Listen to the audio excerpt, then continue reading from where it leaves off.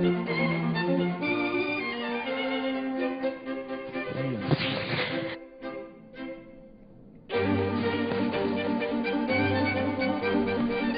President. Senator from Missouri.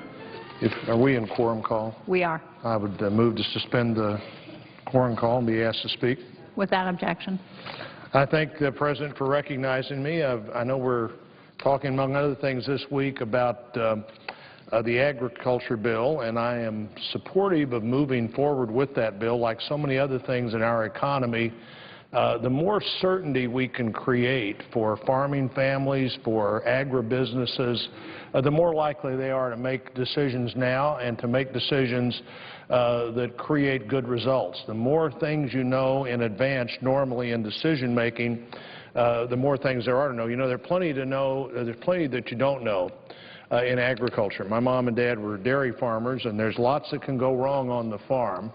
And you don't know how many things there might be, weather and lots of other things that you can't count on. It'd be nice to have a farm bill that you could count on, and I know that the bill we pass here will only be half of the work of getting that bill passed, but we need to do that, and we need to get our economy going again. You know, like so many others, I disagree with the President's sense that the private sector is fine, because the private sector is not fine and the economy is not fine. It's not private sector job creation, as I've said on this floor many times in the last 2 years, should be the #1 priority domestically of the government today. What can we do to create more private sector jobs? 2 years ago, the administration, the White House, kicked off the recovery summer. They said that the success of the $831 billion stimulus plan had done its job. Secretary Geithner penned an op-ed in the New York Times that said, "Welcome to the recovery." But today we still see unemployment higher than it should be, the unemployment rate 8.2%. If we were looking at the same workforce that we had 30 years ago, and we know that the population's gotten bigger, so logically the workforce got bigger too. If we were looking at a workforce that was reflective of the workforce in January of 2009, unemployment would be 11.1% today. It's 8.2% because we're considering a workforce that is smaller, the people that are actively out there considering themselves either in the workforce or wanting to be in the workforce, lower than any time in the last 30 years. Certainly, the recovery summer didn't work. The rhetoric was high, but the economy didn't grow as we would have hoped it would. The creation of jobs didn't occur. GDP, the gross domestic product, grew at 1.7% in 2011 and still below 2%, 1.9% in 2012. Only 77,000 jobs were created in April, and only 69,000 jobs were created in May. Madam President, we're just not doing the job here. The stimulus didn't work, and part of the stimulus was to try to help states offset the shortages they had. But to some extent, all that did was postpone for another year or maybe even 2 years states having to make decisions that only states should make. You know, the federal government has enough things to run without trying to run everything. The federal government shouldn't be responsible for the things that states are responsible for, and we should do the things we do at the federal level the best they can possibly be done, starting with defending the country. You know, we're looking at some reduction in defense spending that, if it happens, will not only negatively impact our ability to defend the country, but if we don't do those reductions exactly right, it will also have real impact on the economy. The stimulus didn't create the jobs. The labor force participation rates at a 30-year low. Middle-class incomes have dropped $4,350 in the last 3 years. The private sector is not doing well, nor is the economy doing well. The number of long-term unemployed has doubled to 4 to 5.5 million since the president took office. Housing prices continue to decline. Many of the economic forecasters, including the Congressional Budget Office, project that economic growth downgrades and skepticism toward the recovery will continue. The Congressional Budget Office recently released a dismal long-term budget outlook showing that the country's federal debt per person is on the track to triple in a generation. Now, that track has to stop. We can make the decision, do we want to be Europe, do we want to be Greece, do we want to be Italy, do we want to be Ireland or Portugal or Spain? And all you have to do is pick up a paper any day of the week now to know that surely that's not who we want to be. Or do we want to get our government right-sized for our economy? Do we want to get back to where we don't let our economy be overwhelmed by the government? You know, what's happened in so many of the countries I just mentioned and others in Europe is that they've let the government get bigger than the economy can support. The CBO talked about what would happen if we don't take this action between now and early next year, if we let taxes go back up, if we let defense spending go in the direction that it appears to be heading. What happens then? Even President Clinton and former domestic advisor and Secretary of the Treasury Summers said we need to continue current tax policies for some time in the future. I remember in the end of 2010, the President said, now's not the time to discourage jobs. Well, exactly when would be the time to discourage jobs? The job of the federal government domestically should be to figure out what we can do to encourage jobs, because the federal government, with only the rarest of rare occasions, the federal government, with a few exceptions, doesn't create jobs. The federal government, however, has a lot to say about the environment where people make that decision as to whether they're going to create a job or not, with constant discussion of energy policies that don't make sense and too much regulation and raising taxes and health care costs that are unknown for every job you add. People just don't add those jobs. So whether it's the agriculture economy, which again I'll say, even though the unemployment there is twice as high as government sector unemployment, the ag economy, it's almost twice as high as the 4.2% of government sector unemployment. It's still a bright spot in the current economy, but that economy will be better if we give people more of a chance to plan. The recovery summer didn't work. We'll soon know what the court has to say about the Affordable Health Care Act. But I will tell you that you only have to talk to a few job creators and not for very long to know that the Affordable Health Care Act is standing in the way of job creation, just as our regulations. The EPA keeps regulating. The shortest path to more American jobs would be more American energy. And we have energy and resources in greater abundance than we believed we had just a few years ago. Oil shale, gas shale. We should produce more of our own energy that would allow us to make things again. And what we can't produce, if we can buy it from our closest neighbors and our dependable friends, we should do that. You know, there's nothing wrong with buying things from people who don't like you, but it's crazy to have to buy things from people who don't like you, particularly if you can buy things from people who like you. And when we send $1 to our neighbors in Canada, they send almost $1 back every single time. The likelihood that Canadians will decide that they don't want to sell us oil or gas is virtually zero. We can't say that about every country that we have gotten too dependent on in recent years. So let's do the right things, Madam President. Let's have a true path to recovery. Let's have good energy policy. Let's have good tax policy. Let's have good regulatory policy. And let's see if we can't get the private sector the kind of priority in job creation It needs to be, and of course that includes one of the brightest lights in the private sector, which is farming families and the ag economy and our ability to compete in a world because of the great job we do in agriculture. And I would yield back and suggest that there's not a quorum. The clerk will call the roll. Mr. Akaka.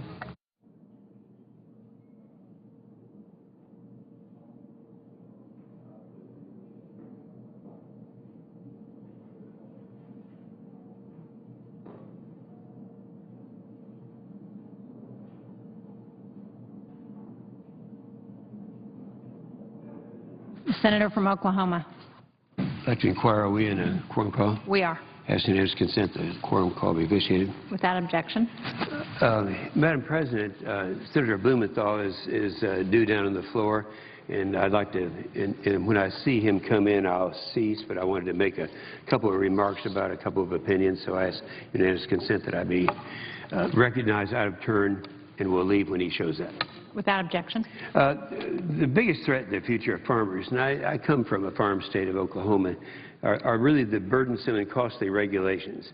I've got 3 amendments. The amendment that I'm proposing today will provide significant regulatory relief for farmers struggling in a tough economy. There's virtually no history of oil spills from agricultural operations and farms simply do not pose the risk of spills that other sectors do. But starting next year, farmers who have oil and gas tanks, that's all of them.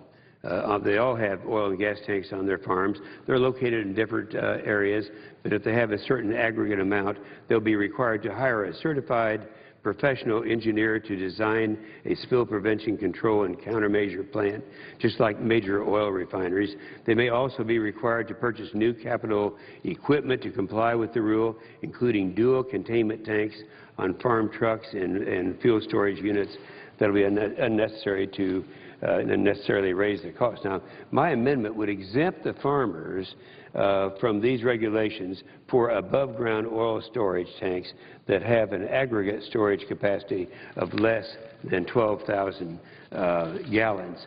I happen to know a small wheat farmer in northwest Oklahoma by the name of Keith Kisling.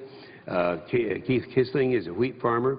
He is one of the only farmers who took the time to actually comply with the SPCC regulations. Those are spill regulations.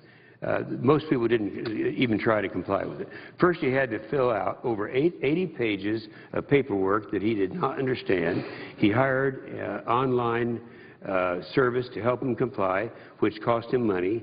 He didn't make his job much easier. He must keep a copy of this plan on his property at all times in case he is inspected. If he had older tanks, the rules would require him to purchase new double-walled tanks that are incredibly expensive.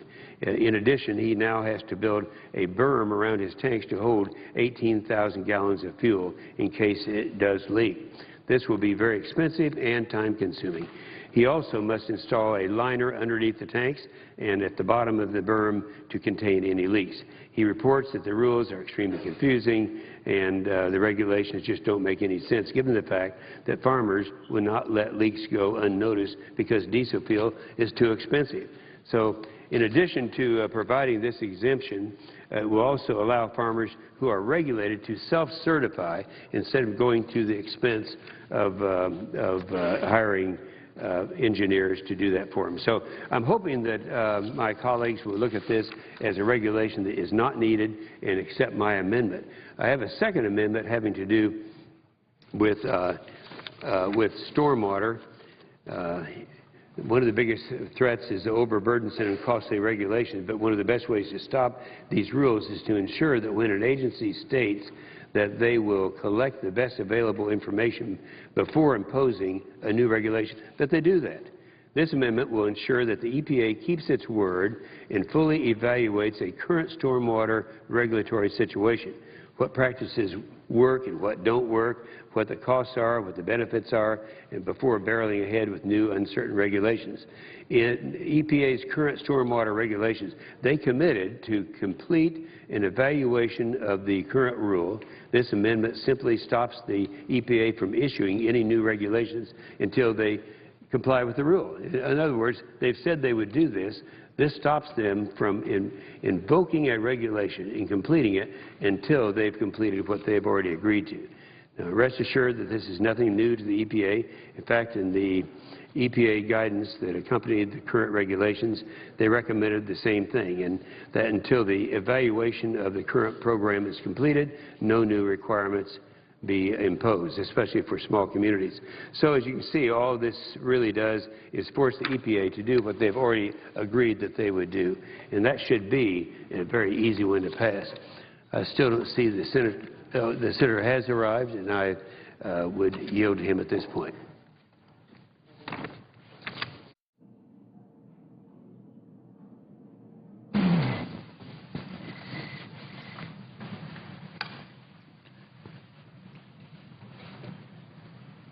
Madam President. The senator from Connecticut. Thank you, Madam President. I am here today, Madam President, to speak about a bipartisan amendment that I've offered to the Farm Bill.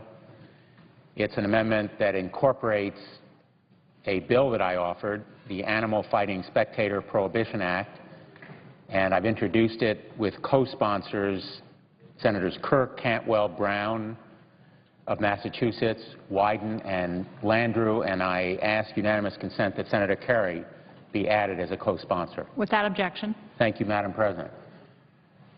Commonly, in advocating or introducing bills, senators will have photographs or visual aids, and I thought about doing that today, and then realized that the photographs appropriate for this bill are of mangled, cruelly torn animals, animals that have died in the midst of torture, a blood sport that really has no place in any of our American towns or cities or countryside, a blood sport that involves animal fighting.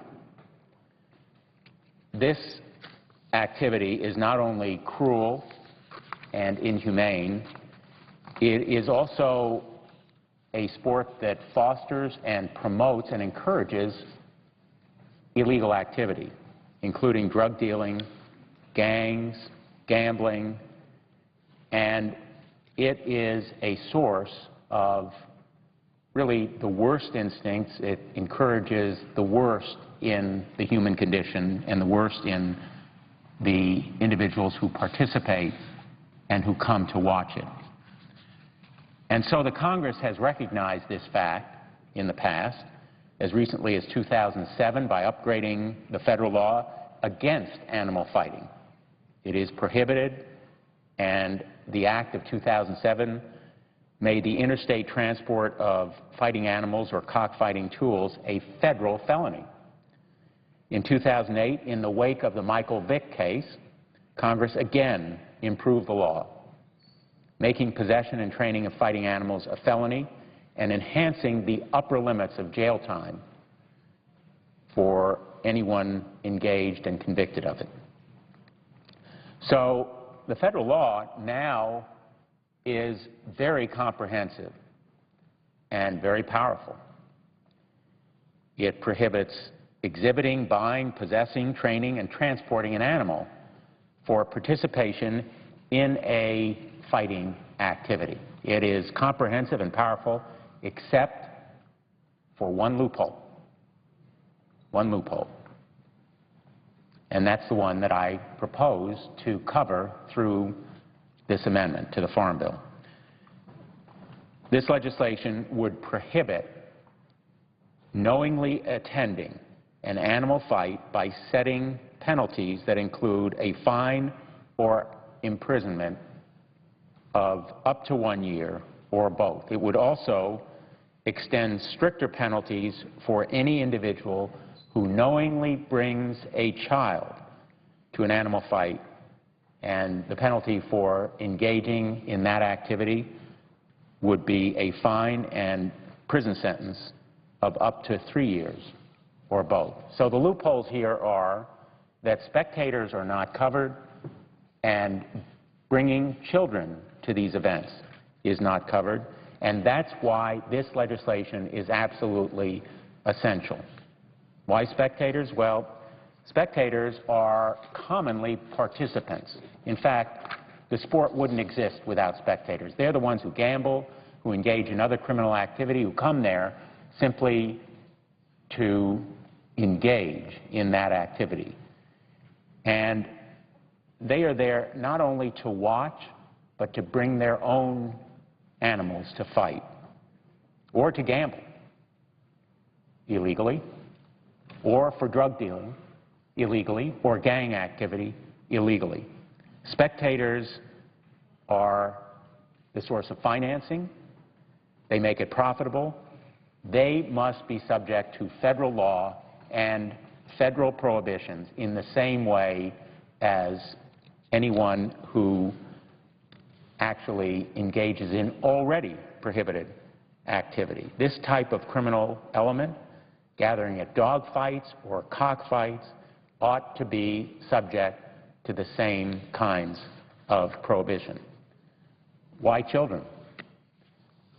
Well, without stating the obvious, coming to a cockfight or a dog fight, a blood sport, leads to other kinds of violence. I don't need to cite the scientific evidence for anyone who's a parent and a member of this body. Right now, there's no law that applies to bringing children to such an event, and we need to close that loophole. Again, if I had photographs here, one would be of a small girl crying, literally crying, at the sight of one of these fights, one of these animals, mangled and cruelly torn apart before death. This bill would in no way apply to innocent bystanders because it would require proof that the person is aware that they're at such an animal fight. It would not intrude on states' rights. In fact, 49 states already have similar laws. We need a federal law because many of these activities are in interstate commerce, and the power of the federal government as an enforcer is irreplaceable. And the federal government ought to be on record against the crimes involved committed by spectators and against bringing children to this kind of event. When animal fighting involves players from a number of different states, a county sheriff or a local law enforcer simply lacks the power to deal with it and to root out the entire operation, not just to make arrests at the site, but to root out the whole operation so that the penalties are more comprehensive and the organized criminal activity is ended. These crimes are a federal matter, and the federal response ought to be overwhelming. In the Michael Vick case, just as an example, the local Commonwealth attorney refused to take action, and federal authorities had to prosecute this case. This measure has law enforcement endorsements, not only from sheriffs and others who care about this problem. The local sheriffs are in favor of it, but also the Federal Law Enforcement Officers Association and the Fraternal Order of Police. It is supported as well by the American Veterinary Medical Association and the Humane Society of the United States, which has been a strong partner in this effort and does so many great things, so much great work to protect animals in this country and around the world. My thanks to the Humane Society for its courageous leadership in this area. There would be no cost to the federal government. Just to answer a question that is always raised, the Congressional Budget Office has scored this legislation and found that it has zero cost to the federal government. So let me just say, the legislation is bipartisan, it's common sense, it's humane, it's right, and it will cost $0 to close this last remaining loophole, this last remaining refuge for a blood sport that has no place in civilized society. It gives federal law enforcers the tools that they need to stop it and that they badly need. and I urge its adoption and yield the floor. Thank you, Madam President. I suggest the absence of a quorum. The clerk will call the roll. Mr. Akaka.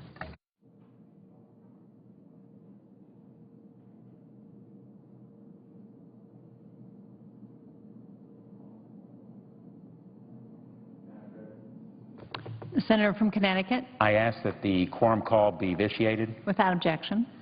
I ask for unanimous consent that Chejul Shaw, a fellow in Senator Mark Udall's office, be granted floor privileges for the duration of the Senate session this week on June 13 and 14, 2012. Without objection. Thank you, Madam President. I yield the floor and suggest the absence of a quorum. Clerk will call the roll. Mr. Akaka.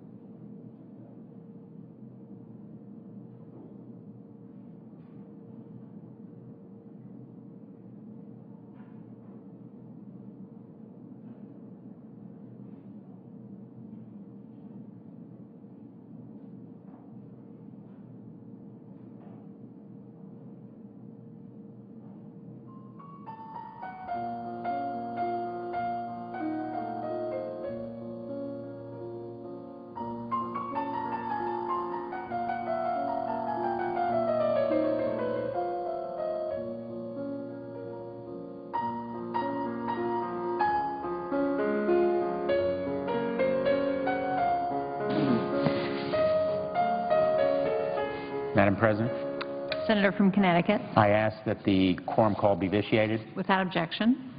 Madam President, I ask unanimous consent that the period for debate only on S3240 be extended until 5:30 p.m. and that the majority leader be recognized at that time. Without objection. I yield the floor and I suggest the absence of a quorum. Clerk will call the roll. Mr. Akaka.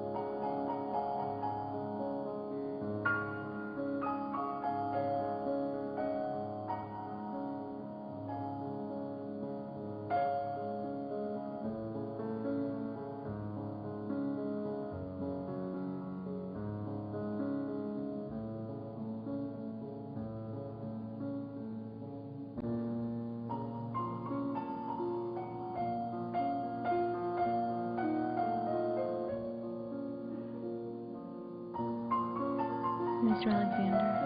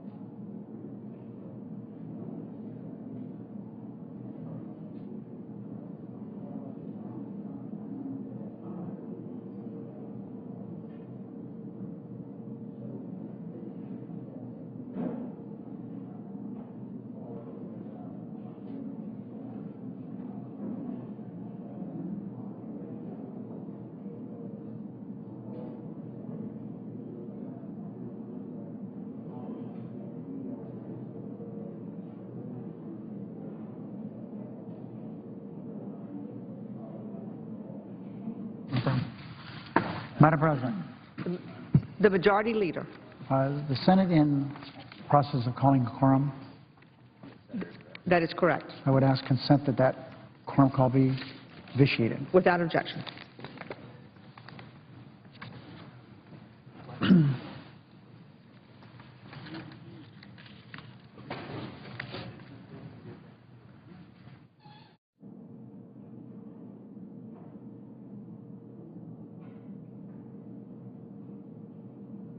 And I ask unanimous consent that a Stabenow Roberts perfecting amendment, which is at the desk, be agreed to.